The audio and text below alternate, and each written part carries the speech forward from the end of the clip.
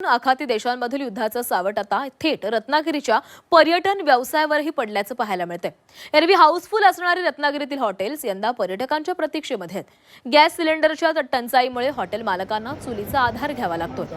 चुलीवर अन्न शिजवायला वेळ लागत असल्यानं पर्यटक ताटकळत न थांबता निघून जात आहेत। याचा आढावा घेतलेला आहे आमचे प्रतिनिधी रवींद्र कोकाटे यांनी।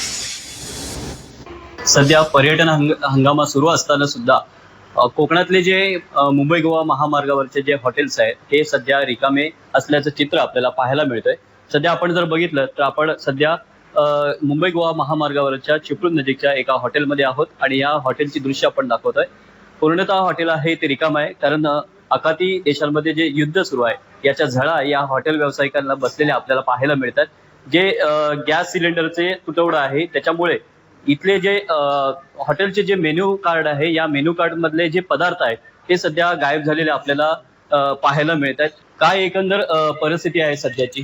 आता सध्याची परिस्थिती बघायला गेला तर सिलेंडर कुठेच अवेलेबल नसल्यामुळे कमर्शियल सिलेंडर तर जेवण बनवणं हे फार कठीण होत चाललेलं आहे। दुसरी गोष्ट अशी की चुलीवर जेवण बनवणं आणि त्याच्यातनं नाग आमच्या माणसांना त्रास होणं हे भरपूर आम्हाला त्रासदायक ठरते, कारण का आम्हाला आठवड्यातनं एक दिवस हॉटेल बंद ठेवायला लागतं, कारण का त्यांना तो आराम द्यावा लागतो। त्याच्यामुळं त्यांना मग ते आजारी पडणं, त्यांचं दूध नाका तोंडात जाणं हे त्यांच्यामध्ये होत जातं। रवींद्र कोकाटे, जी मीडिया, रत्नागिरी।